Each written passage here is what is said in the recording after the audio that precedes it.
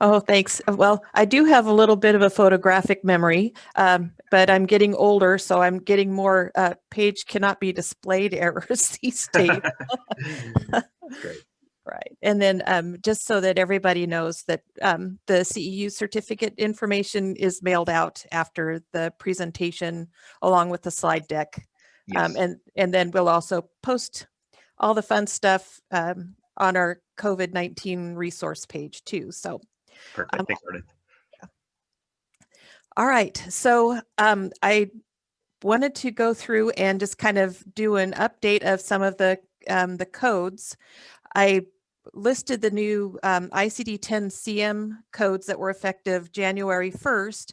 And so now we've got a personal history of, I've not yet seen any guidance yet on how long after you can use the personal history versus, sequela and all of that fun stuff. Well, there's not a sequela code for that, but there was an update because they did add a code for an encounter for screening for COVID-19, that Z11.52, and then also the Z20.822, the contact with and a suspected exposure to COVID-19. So those are the codes. We'll go into a little bit of the guidelines in a little bit because there's something very important, particularly with that screening code. Basically, please don't use it yet. All right, so, and we have some new CPT codes and HCPCS codes, and I did split these out by effective date, and I did not include anything that was, part of the annual update process, just because I wanted to make sure that you were aware that these were out there. So we've got November 10th, we do have an infectious agent antigen detection test. And the AMA says that it doesn't matter how it's collected, you code based on what type of test you're doing.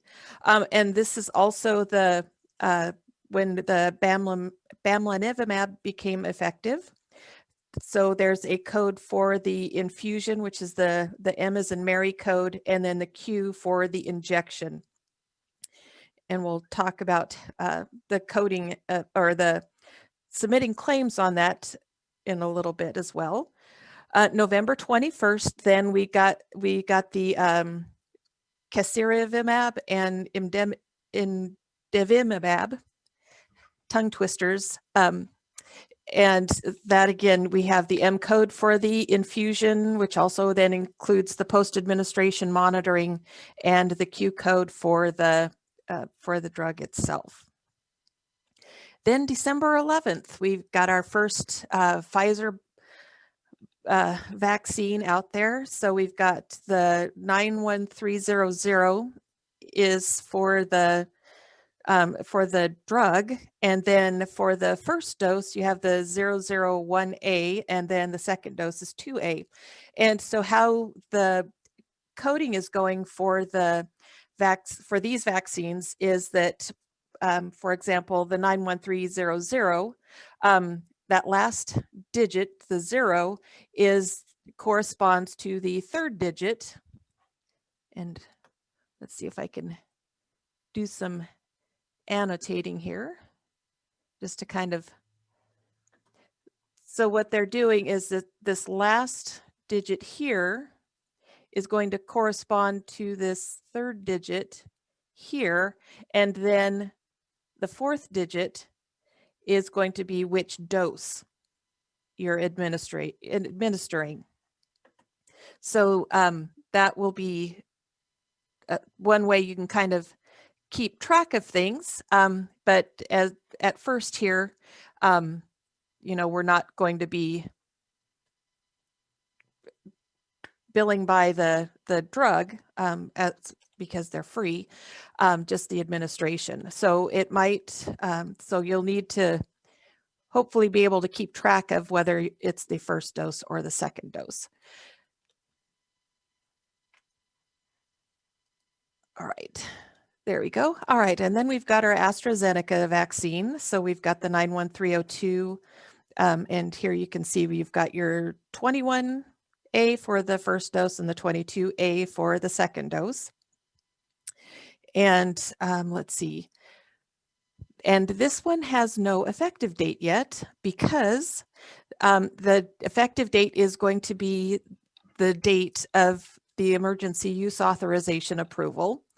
And so that is also going to be the case with the Janssen COVID-19 vaccine, or the Johnson & Johnson vaccine. And the Johnson & Johnson vaccine is a single dose, so there is only the 0031A because there's no need for the second dose with this one. So again, this one also, the code is published.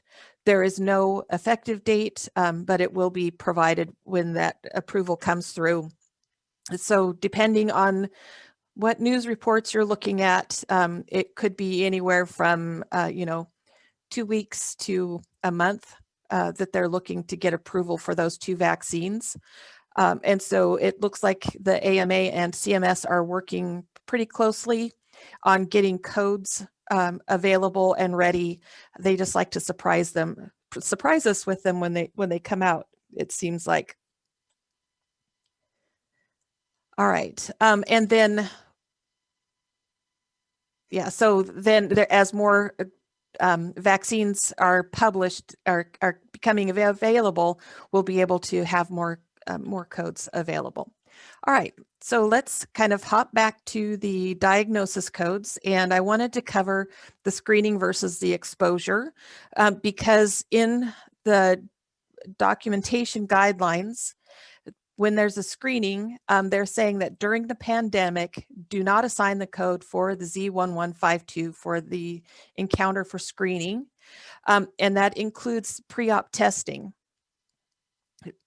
And right now you want to code everybody as exposure, because during a pandemic, you're supposed to assume that everybody has been exposed.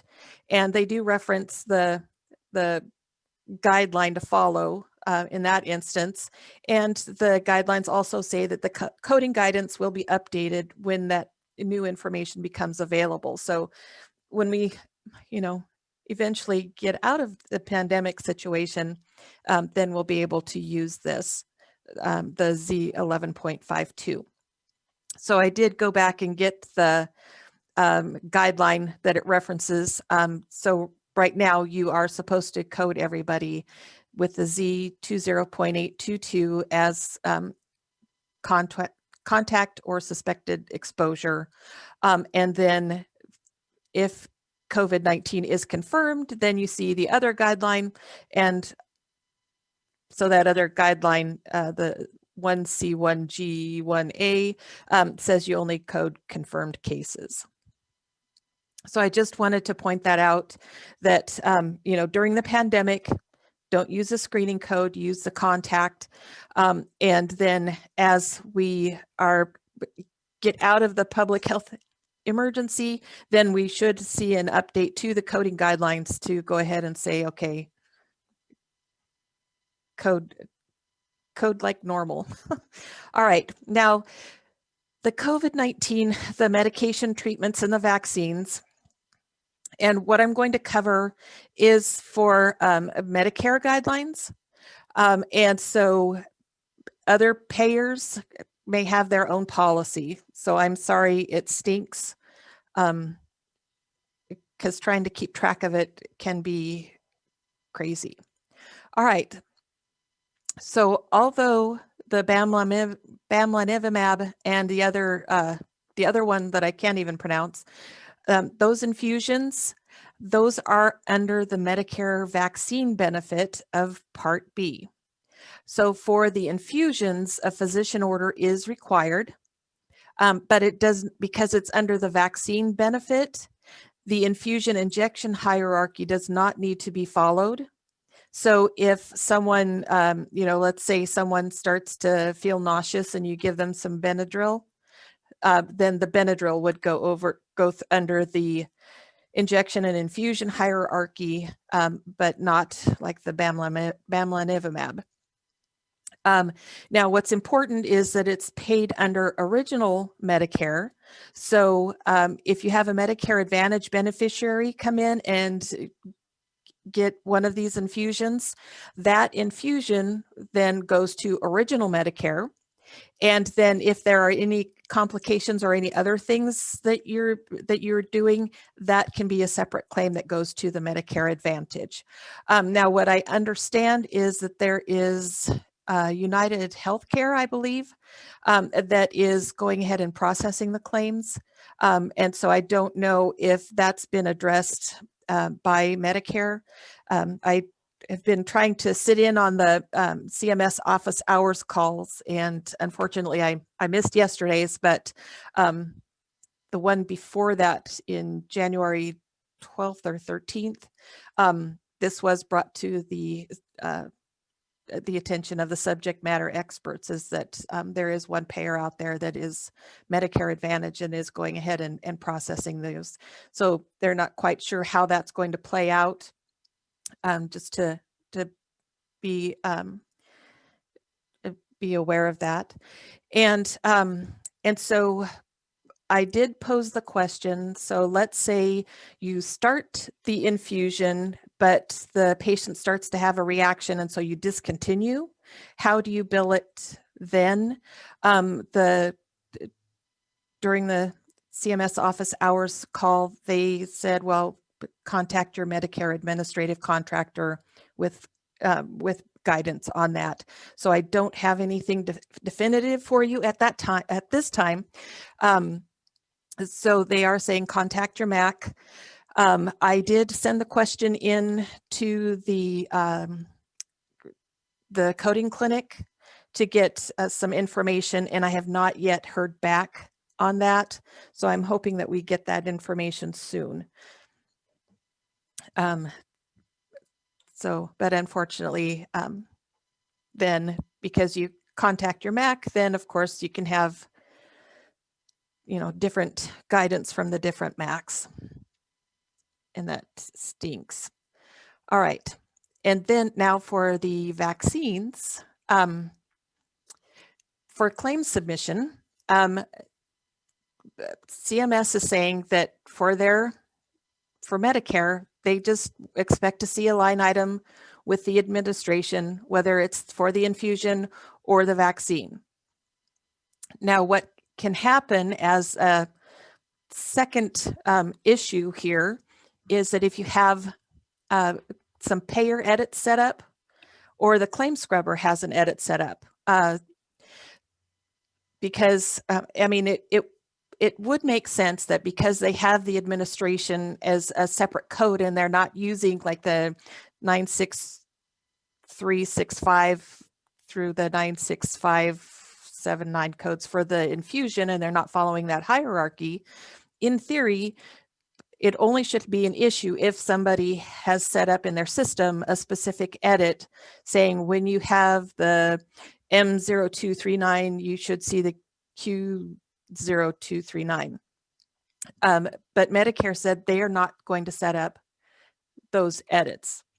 And so when you come into that instance where a payer does have an edit or a claim scrubber does have an edit, then CMS says, okay, go ahead and do that. You can go ahead and do that. We'll just follow our established process of what to do when you have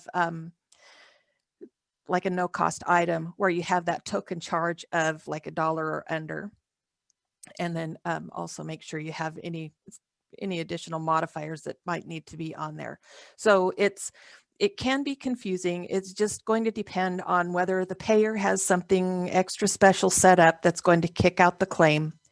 But the CMS subject matter experts have said that they are just going to expect that single line for the infusion. And they said that they have done testing with their MACs.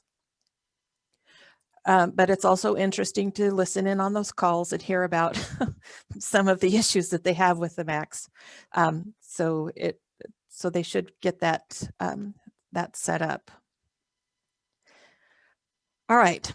So because the vaccine benefit is a Part B benefit, what happens if you give an inpatient either the vaccine or they're inpatient and they might be getting the bamlanivimab or the other one that it's even worse for the pronunciation. The guidance is to bill the way that you would for an influenza vaccine. So you use the type of bill, the 012X, which is your inpatient hospital Medicare Part B only. Then the date of service is the discharge date. And so the little quotation there is from the COVID vaccine and medications and treatment sites that CMS has set up, that during the public health emergency, Medicare will cover and pay for the infusions the same way it covers and pays for COVID-19 vaccines. So that's always fun. So in this instance, although there are ICD-10 procedure codes set up for the vaccines and the infusions, you may not necessarily need to use those because Medicare is going to allow you to go ahead and put those on a Part B bill and submit it with the CPT and HCPCS codes. And then this is where the payer policy can also come into play, because the other payers might have a different policy that they're using. All right, so the reimbursement for the infusion is about the $309, and it will be wage adjusted. The vaccine administration for the first dose is $16.94. And then the second dose is at $28.39. And that second dose rate is higher just to kind of incentivize the providers to get those patients in for the second dose, which is kind of crazy because now there's all of the reports about don't schedule patients for the second dose and give everybody a first dose. And it's just enough to drive you batty. And then the vaccine for the single dose only, which is the Janssen or the Johnson & Johnson one, is going to be the $28.39. Now for the medication, when that is no longer being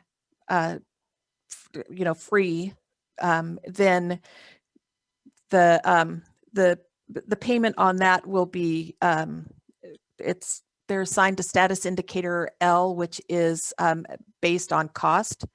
And then CMS has not published any information regarding how much the vaccine itself will be, but they will update that information when it becomes available. And I'm not exactly sure when that will be. All right. Now, there were some flexibilities that were made permanent in the final rules.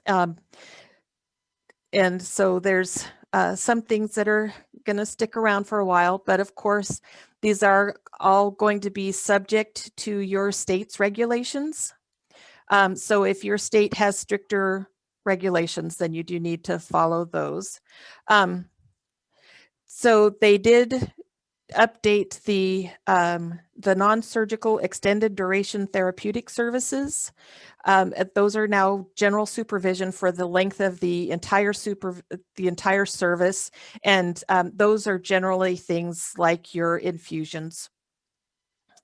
And then the pulmonary, cardiac, and intensive cardiac rehab services, having the direct supervision through audio, video, real-time communication was discussed, but it was not approved. And so CMS is going to look for your input on that. So you might want to keep an eye out for that because you can provide information to CMS on whether you think that's a good idea, bad idea, because they are looking for your input on that. So that's a lot of a lot of information. They did have some different updates on the in the physician fee schedule final rule. They did have some changes to some of the diagnostic testing supervision requirements that I didn't include here. So still a lot of things coming out. One of the things, though, that is a little bit daunting is that one of the executive orders that President Biden signed was to delay publication of anything in the Federal Register that had not been published yet, so that, for 60 days so that it can be reviewed. So some things might be up in the air that have not yet been published, and so kind of need to let things settle in a little bit to see how some of the direction will be coming from the White House. There have not been any transmittals published on the CMS website since, January 20th. So, and so we're still kind of in a wait and see, what kind of direction is this administration going to take? There's still a need for the CMS secretary to hop in, and so we'll still have a lot of changes. Okay. And I did include the ones from the MPFS. All right, so again, these are all subject to the state scope of practice regulations. So the supervision of psychological and neuropsychological testing services can now be done by these qualified healthcare providers. But they also have to be have specialized training in that area. And usually when they get their licensure or certification for the state, that's kind of included. So like a nurse practitioner that is, that delivers babies is not going to be doing the supervision of, Rorschach tests and things, unless they've got dual certification. And then also the physical therapists and occupational therapists may delegate maintenance therapy to the therapy assistants. So hopefully that'll kind of keep some of the paperwork reduction down there. And then they're just kind of some flotsam and jetsam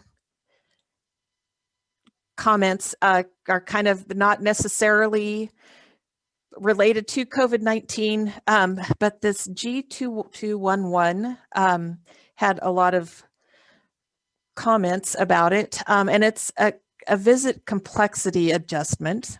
And in the final, that last stimulus bill that came out, buried within the pages, is that there's a moratorium on this service, so it is not to be implemented until at least 2024. So that gives everybody time to either figure out, is this good, is this bad, do we not need to do it? The code has been removed from the Medicare physician fee schedule, but it is still in the OPPS Addendum B file. It is assigned to status indicator N, meaning it's packaged into the APC payment of the primary service, which would be your evaluation and management service.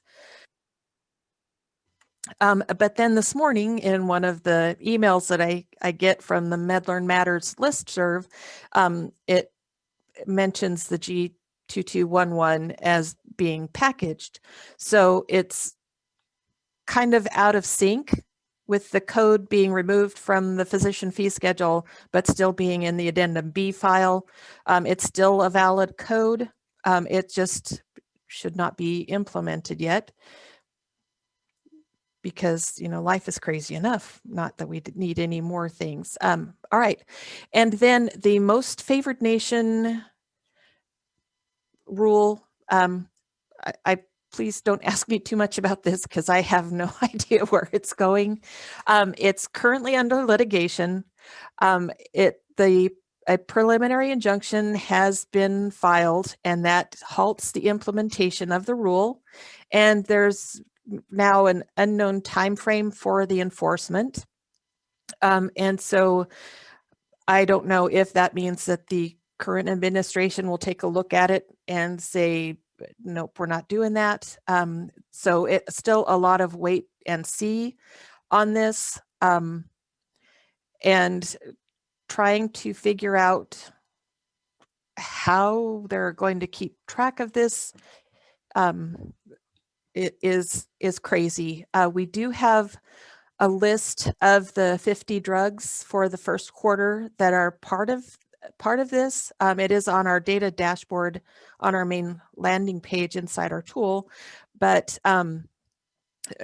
currently it is not being enforced. And so there's still a lot of time for it to be undone or go forward. It's still lots of fun stuff to try to keep track of. All right, and with that, it's time for questions. I just wanted to let you know I've got my references back here. I should have probably taken the hold off of that one, but just wanted to let you know the AMA is having a meeting on Saturday to discuss things such as PLA codes, the proprietary laboratory analysis codes. So after we've seen some of those, it's like within the next week they have they'll publish new rules or new codes. So I check their website at least 3 times a day. First thing in the morning, noonish, and then before I leave for the day, so that we can keep track of those updates. But Dusty, I think. Yeah, we got a whole bunch of questions. So okay. Again, just a reminder to the group, we do make the PowerPoint and recording of the webinar available afterwards, and so you'll get an email about that along with the AAPC CEU that you'll get for attending this live as well. So expect that in your inbox here in the next few hours or so. We're usually pretty timely with those. If you do have questions now, please use the Q&A panel, the chat function. There's a lot going on in there, and we usually get lost in there. But please use the Q&A panel, keep us organized. We probably won't get to all of them, but if we don't, Ardith does a pretty good job of trying to answer those after the fact and creating an FAQ doc that we'll also send out to everybody. With that said, someone just asked, when you were on that most favored nation slide, they were just asking, what is that? I don't know if you have a brief description of even what that is. Oh, okay.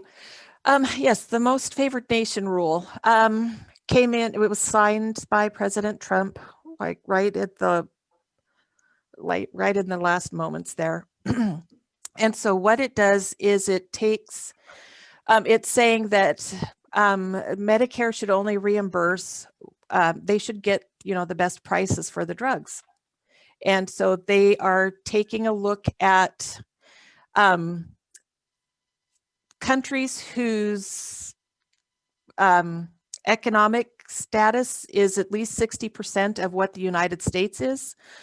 And then reviewing specific drugs that are kind of high flyers, and then saying, well, because in Australia you only pay, it only costs $30 for that drug. That's going to be what we're expecting for that pricing as well. And so they're doing a combination right now. Well, there's supposed to be like a 4-year implementation to make sure that at least you'll get close to the average sales price. But so it's taking a look at the top 50 drugs by reimbursement, and then factoring from there what the reimbursement will be. One of the drugs is it the Sibulacel, it's that really expensive, I think it's like $90,000 for a dose. So that is not a surprise for that to be on there, but there are some drugs that are just, the reimbursement is lower, but it's just how the volume of the drugs puts it on that list. And so they kind of show you what countries they were looking at that had that lower price, and break it down that way. And then as they do with the drug reimbursement, they would be updating that on a quarterly basis. So it's kind of bananas. If you go in and read it, I think you would have to be a physicist or algebra trig major to be able to figure it out. But it is kind of very involved. But oh, go ahead. Well, I'm just going to ask, some people are asking, is there a source where they can validate that is on hold? Where can they find that to validate that the standard nation rules on hold? Okay, I can't remember if I put that in the. If you don't have enough time, no, I don't have it, but I can update it on the slides just to make sure that you have it, because I've got it saved to my desktop because Sure. I go out there and check it. I don't know if you're seeing my computer. Nope, just the slides still. Okay, yeah. Let's see if I can. Well, we can do that in the follow up. Make sure people. There's a number of questions here, so let's keep going. I believe you went through the Moderna vaccine as well, but we had a number of people kind of ask if we missed that. Maybe we asked too soon, but I was trying to answer chat, so I don't know. Did we go through that? Okay. Now that I'm thinking about it, I may have missed that one, and so I can update that in my slides as well. Okay. I thought I had it in there, so. Well, I know I saw them in the slides you sent the other day, and I was handling chat, so I didn't know if I missed it or not. But either way, we'll make sure that information gets updated. Okay.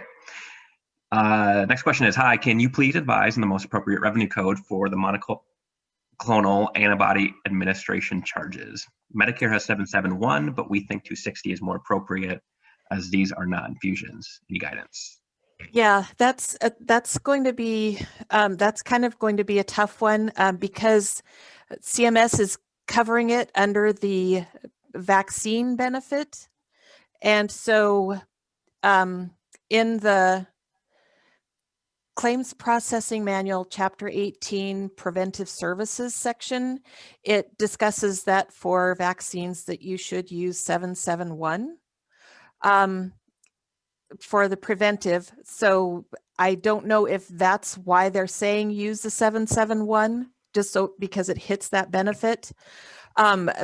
Because I agree, I think 260 is where it would be more appropriate because that's where your cost is probably going on your cost report. So unfortunately, that might be what the payer is expecting, is that 771.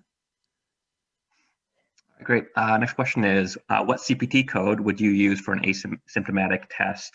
Is there a specific code for a 15-minute result test for COVID-19? And if yes, what CPT code would that be? It's not by whether it's a rapid result or not. It's by what test it is. So, and there are a whole bunch of them out there. So I wouldn't be able to specifically state which one, because it's not by the results, it's by the type of test. Okay. I'm wondering if we need to bill the vaccine with a .01 charge in order to support billing the administration code. Yeah, Medicare says for their codes, they do not expect to see the vaccine on it. They are just expecting to see the administration. So unless the payer or your claim scrubber has something specifically set up requiring it, then you do not need to. Perfect. Next question, does the M0243 need to have a stop time documented for the infusion?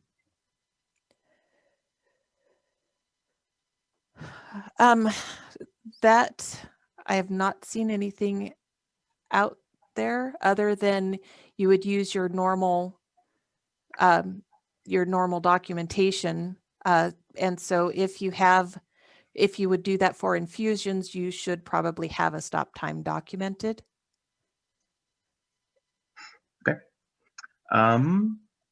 Asymptomatic, no exposure, what diagnosis code? Because it's during the pandemic, you would use the suspected contact. Perfect. And then once the pandemic is over, then you go ahead and you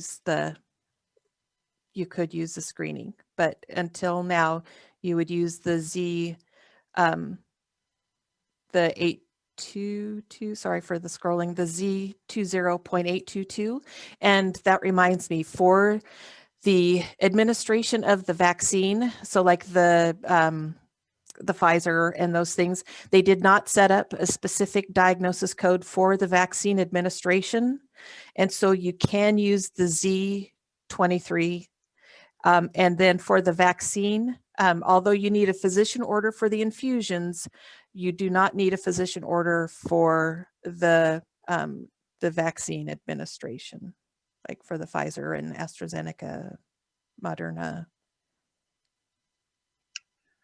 Great. All right. Are there special codes for administering convalescent plasma to COVID patients? Yes, they're ICD10 codes, and they were effective back in August. I didn't include them in this presentation because we'd covered them in a previous presentation, but I can put those in the document for you. They begin with the letter X, and there's one for peripheral and then one for, yeah, there's 2 codes, and I'll make sure we get those out to you. Cool. If a patient has symptoms of COVID and the provider sends them for testing, do we code only the symptoms, only the screening, both? You would code them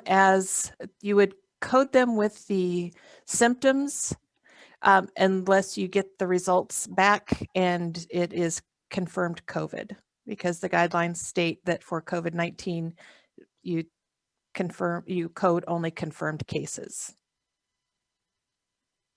Okay. If the patient comes into the ER with signs and symptoms and COVID test is negative, would you code the signs and symptoms along with Z208.22? Yes. That remains unchanged from the other guidelines. Easy enough. Prior auth for bamlanivimab. Always fun to say that. It's like, whoa, Black Betty, bamlanivimab. Yeah. So, all right, sorry. That was my squirrel moment. What was the question? Is there a prior auth? Not for Medicare, no. While Medicare does have a prior auth requirement for certain items, there are more things that could be possibly cosmetic. So it's like your blepharoplasties, some skin procedures, but not for the bamlanivimab and the other, the casirivimab. I appreciate the way this person wrote their question for that. For the BAM treatment, which that's forever now is known as the BAM Okay. treatment, we are hearing that we should be using Rev Code 771 for the administration. This doesn't make sense because it isn't a vaccine. Have you heard that these should be charged with the 771 Rev? Not covertly, but rather more overtly, because CMS is saying that these treatments are considered a vaccine. They're covering them under the Medicare Part B vaccine benefit. Then under the vaccine guidance guidelines in the claims processing manual, it does say to use code 771. So I think it's just kind of some of the paperwork gymnastics that CMS is doing just to help make sure that payment goes through, because, you know, I'm sure it was, you know, we're going to, you know, the government, we're going to pay for it. Here's codes. And then I think behind the scenes, they kind of have to scramble and say, okay, what benefit is this going to fall under? And so they said, okay, well, let's put it under the vaccine benefit. So that kind of puts those guidelines into play. And so while I agree that it doesn't make sense to do it just kind of from a, okay, we need to make sure it falls under this benefit guideline, causes that to come in. And unfortunately, they didn't really come out and say that right at first. And so now we're kind of scrambling to backtrack to figure out how, you know, how they're getting this all done and set up. That never happens with billing and coding. Okay, have you heard the CMS wants, it's kind of tied to this, so if you already answered this, let me know, but have you heard that CMS wants these reported as 771 rev codes rather than 260? I think we answered that, but. Yeah, so they haven't really strictly come out and said it, but that's kind of to follow the vaccine guidelines, that's what's needed. All right, with the BAM infusion, what diagnosis would you recommend using for billing? I think you answered that one too. Well, if they have COVID-19, then you would give them the COVID-19 diagnosis. Just to clarify, we are to use regular 96365, 96367, etc. administration codes for BAM infusions. No, sorry, that was, I think I kind of confused things there when I gave the example. So no, when you're doing the infusion, you use the M0239. And what these codes are going to do is fall under the Medicare vaccine benefit. And so because of that, it does not fall under the infusion injection hierarchy. So if you have any other infusions or injections that you're providing at the time, those would be coded with the 963, 96776, etc. codes, and follow that separately. So they're kind of think of them as apples and oranges. While they're both fruit, they're totally different, if that helps make sense. So if they have the BAM treatment, and we should be doing that like Emerald, BAM. So if they're having the BAM treatment, then that follows the M0239. And then if they are, you know, become nauseous or something and get Benadryl, then you would code the Benadryl with the 963 code that it gets. All right, someone asking, can you please share again why you do not use the Z11.52 until after the public health emergency is over? Oop, went wrong way, okay. And because in the documentation guidelines, it says that during the pandemic, a screening code is not appropriate. So do not assign Z11.52 during the pandemic. So after the pandemic public health emergency is over, then they should be issuing new guidance for that. And after that, then we could start using the Z11.52, but now it's just assumed that everybody has been exposed. Got it. All right. We are experiencing widespread RTPs for all Medicare patients who receive BAM. We have been coding billing M0239, Q0239, U07.1. Our billing department has received some information that perhaps Z23 needs added. Is there guidance from the CMS? No, there hasn't been. And that doesn't quite make, well, it makes sense, but then it doesn't make sense. Because, as I've mentioned, Medicare has put this under the vaccine benefit. So I'm wondering if the Medicare contractor has set up the Z23 as an edit, looking for that. And so they may require it.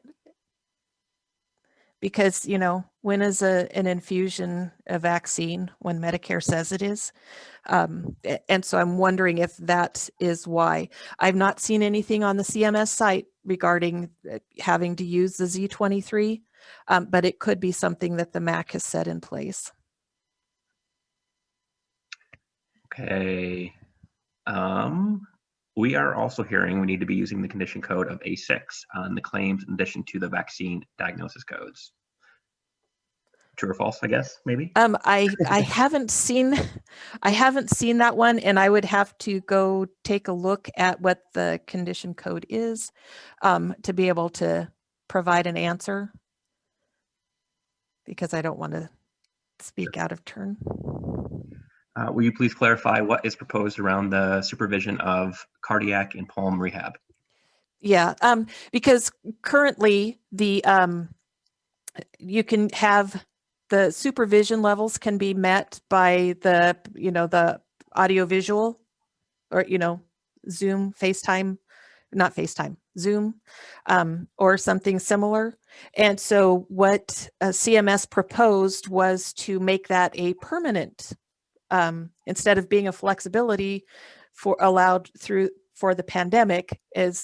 Would it be appropriate to have that as permanent, a permanent supervision level, so that even after the pandemic is over, for the cardiac and pulmonary rehabs, that would it be appropriate to continue to have that be the requirement for supervision, is to at least have the supervision through audiovisual means. There were some commenters that said, yeah, that's great. And others were saying, no, you really need to have that, kind of the in-person general supervision available. And so CMS did not finalize that, but said that they would solicit comments. So they want to see what you have to say about it, whether that's a good or bad. Great. So we only have about 5 more minutes to do this. We have a lot of questions left. And again, we try to answer all of them after with an FAQ doc. Please be patient with us, as it's a lot of work for our team to work through, obviously. Reminder to the group as well, we do make the recording though here in the presentation available to download, to watch on demand, so you can send to your team and so forth as well. We email that out after the fact, along with your CEU again. And a great place just to bookmark is the resources page on vitaware.com, and in particular, even the webinar section. We host all of our webinars there. You can watch and download them at any time. So make sure you have those bookmarked for resources. And then if you use VitalWare software, beyond that, there's obviously some great resources on the homepage dashboard itself. And you have really specific questions that are pressing, you can use the My Advisor section as well. He gives some questions, and that's Ardith and team that answers most of those. So just some resources for y'all. But enough of my voice. The next question is, can you provide any billing guidelines for the administration of COVID convalescent plasma? I think you talked about that a little bit, but. Okay, well, currently the emergency use authorization only allows for it on an inpatient basis. But I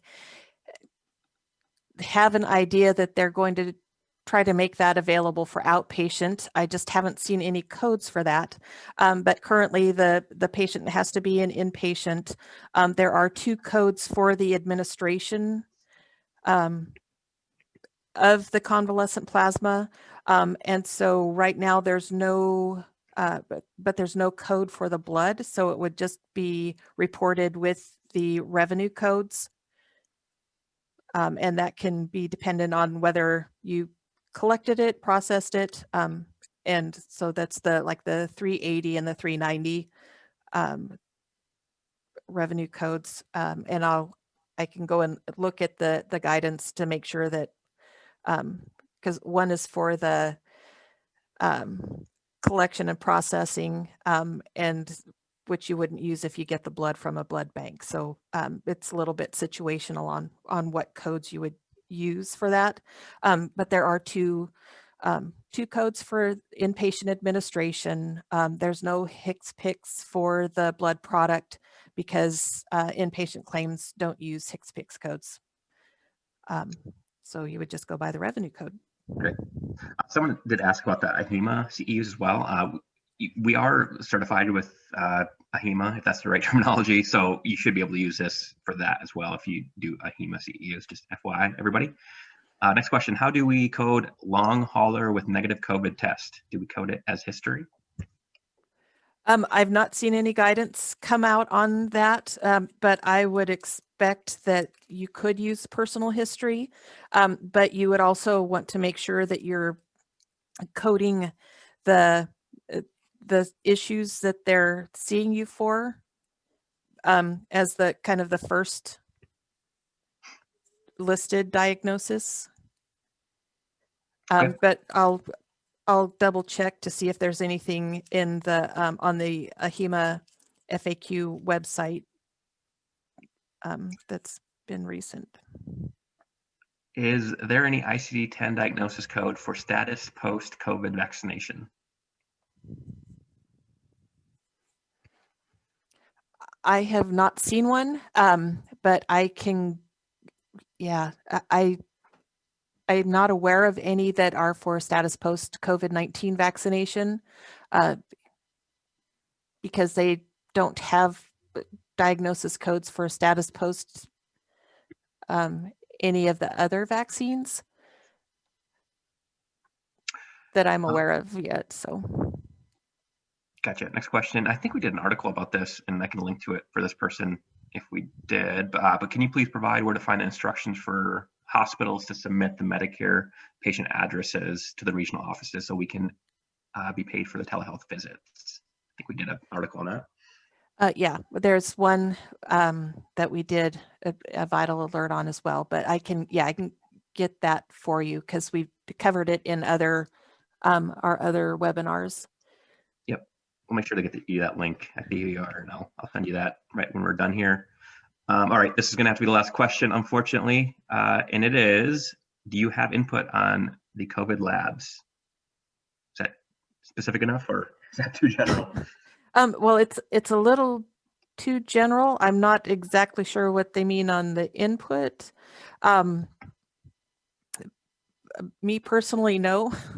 So I could schedule to listen to the meeting, but I haven't done that yet. But that's a good idea. And so because it is public, you just have to sign a waiver. But just for the codes, there are quite a few laboratory tests and proprietary laboratory analysis codes available. And so it's not specifically,